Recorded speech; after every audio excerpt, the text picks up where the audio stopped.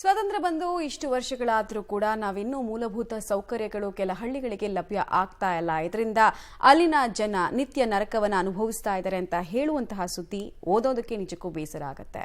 ಆದರೂ ಇದು ಸತ್ಯ. ಚಿಕ್ಕಮಗಳೂರಿನ ಈ ಕಾಡಂಚಿನ ಗ್ರಾಮದ ಜನರ ಸಂಘರ್ಷ, ದಿನನಿತ್ಯದ ಸಂಘರ್ಷ ಹೇಗಿದೆ ಅನ್ನೋದ್ರ ಡೀಟೇಲ್ಸ್ ಇದೆ, ನೋಡ್ಕೊಂಡು ಬರೋಣ ಬನ್ನಿ. ಕಾಡಂಚಿನ ಗ್ರಾಮಗಳಿಗೆ ತೂಗು ಸೇತುವೆಯೇ ಆಸರೆ.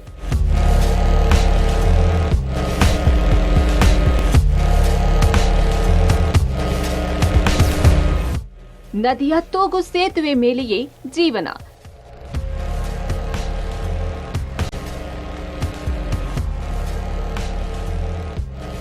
ಈ ಕರುಣಾಜನಕ ದೃಶ್ಯ ನೋಡಿ. ಇದು ಚಿಕ್ಕಮಗಳೂರು ಜಿಲ್ಲೆ ಕಳಸಾ ತಾಲೂಕಿನ ನೆಲ್ಲಿಬೀಡು ಸುತ್ತಮುತ್ತಲ ನಿವಾಸಿಗಳ ದಿನನಿತ್ಯದ ಪಾಡು. ಇವರ ಈ ರೀತಿಯ ಬದುಕು ನಿನ್ನೆ ಮೊನ್ನೆಯದಲ್ಲ, ಕಳೆದ 75 ವರ್ಷದ್ದು. ನೆಲ್ಲಿಬೀಡುವಿನ 70 ವರ್ಷದ ಅನಾರೋಗ್ಯದ ವೃದ್ಧೆಯನ್ನ ಆಸ್ಪತ್ರೆಗೆ ಸಾಗಿಸಿದ ಪರಿ ಇದು.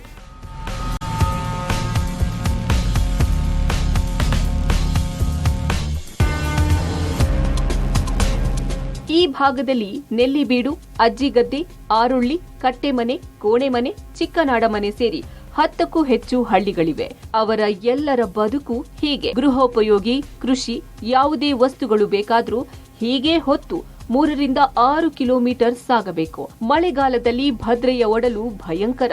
ಮಳೆಗಾಲದಲ್ಲೂ ಇವರ ಬದುಕು ಹೀಗೆಯೇ. ಭದ್ರಾ ನದಿಗೊಂದು ವಾಹನಗಳು ಓಡಾಡಲು ಸೇತುವೆ ನಿರ್ಮಿಸಿಕೊಡಿ ಎಂದು ದಶಕಗಳಿಂದ ಬೇಡುತ್ತಿದ್ದಾರೆ. ಆದರೆ ಚುನಾವಣೆ ವೇಳೆ ಮಾತ್ರ ಈ ಹಳ್ಳಿಗಳನ್ನ ನೆನಪು ಮಾಡಿಕೊಳ್ಳೋ ಸರ್ಕಾರ, ಅಧಿಕಾರಿಗಳು, ಜನಪ್ರತಿನಿಧಿಗಳು ಮತ್ತೆ ಅತ್ತ ತಲೆ ಹಾಕದಿರೋದು ಮಾತ್ರ ನಿಜಕ್ಕೂ ದುರಂತ.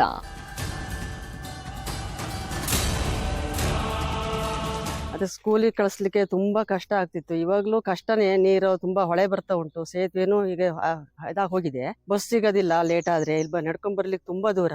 ಹಾಗಾಗಿ ನಮ್ ಬಾರಿಕ್ ತುಂಬಾ ಕಷ್ಟ ಆಗಿದೆ. ಒಂದ್ ಸೇತುವೆ ಮಾಡ್ಕೊಡ್ಬೇಕಂತ ನಾವು ತುಂಬಾ ಕೇಳ್ಕೊಂತ ಇದೀವಿ. ಕೆಲ್ಸಕ್ ಬೇರೆ ಹೋಗೋರು ಬೆಳಗ್ಗೆ ಮನೆಯವರು ಬೇಗ ಕೆಲ್ಸಕ್ ಹೋಗ್ತಾರೆ. ಹೊಳೆ ತುಂಬಿರ್ತದೆ. ಇಲ್ಲೆಲ್ಲೂ ಹೋಗಂಗಿಲ್ಲ. ನಮ್ಗೆ ತುಂಬಾ ಕಷ್ಟ ಆಗಿದೆ. ತಲೆ ಮೇಲೆ ಹೊತ್ಕೊಂಡು ಅಕ್ಕಿನೂ ತರಬೇಕು. ಆಮೇಲೆ ಸೇತುವೆ ಮಾಡಿದ್ರು ಈಗಲೂ ತಲೆಲೇ ಹೊರ್ಬೇಕು. ನಾವು ಅಕ್ಕಿ, ಒಂದ್ ಗ್ಯಾಸ್ ಖಾಲಿ ಆಗ್ಲಿ ಯಾವ್ದಾದ್ರು ತಲೆ ಮೇಲೆ ಹೋಗ್ಬೇಕು. ನಮಗೆ ಹಳ್ಳಿ ದಾರಿಲಿ ಹೋಗ್ಬೇಕು. 100-150 ಮಕ್ಳು ಇರ್ಬೋದು. ತುಂಬಾ ಮಕ್ಳು ಹೋಗ್ತವೆ.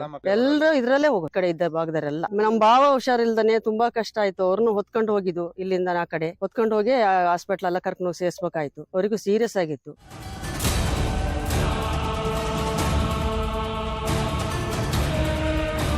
ಇನ್ನು ಒಂದಲ್ಲ ಎರಡಲ್ಲ, ದಶಕಗಳಿಂದಲೂ ರಸ್ತೆ ಸೇರಿದಂತೆ ಭದ್ರಾ ನದಿಗೆ ಅಡ್ಡಲಾಗಿ ಈ 16 ಗ್ರಾಮಗಳಿಗೆ ಒಂದು ಸೇತುವೆ ನಿರ್ಮಿಸಿಕೊಡಿ ಅಂತ ಪರಿಪರಿಯಾಗಿ ಮನವಿ ಮಾಡಿದರೂ ನೋ ಯೂಸ್. ಸ್ಥಳೀಯ ಶಾಸಕಿ ನಯನಾ ಮೋಟಮ್ಮ ಹಾಗೂ ಜಿಲ್ಲಾಡಳಿತಕ್ಕೂ ಇಲ್ಲಿನ ಗ್ರಾಮಸ್ಥರು ತಮ್ಮ ನಿತ್ಯ ಬದುಕಿನ ಸಮಸ್ಯೆ ಬಗ್ಗೆ ಗಮನಕ್ಕೆ ತಂದಿದ್ದಾರೆ. ಪರಿಹಾರ ಮಾತ್ರ ಸಿಗಲೇ ಇಲ್ಲ. ತುರ್ತಾಗಿ ಆಸ್ಪತ್ರೆಗೆ ಹೋಗಬೇಕು ಅಂದ್ರೂ ಅನಾದಿ ಕಾಲದಂತೆ ಈಗಲೂ ಹೊತ್ತುಕೊಂಡು ಹೋಗುವ ಸ್ಥಿತಿ ಈ ಗ್ರಾಮಗಳಿಗೆ ಶಾಪವಾಗಿ ಪರಿಣಮಿಸಿದೆ. ಕಳಸಾ ತಾಲೂಕು ನಮ್ದು ಸಂಸ್ಥೆ ಗ್ರಾಮ ನೆಲ್ಲಿಬೀಡು.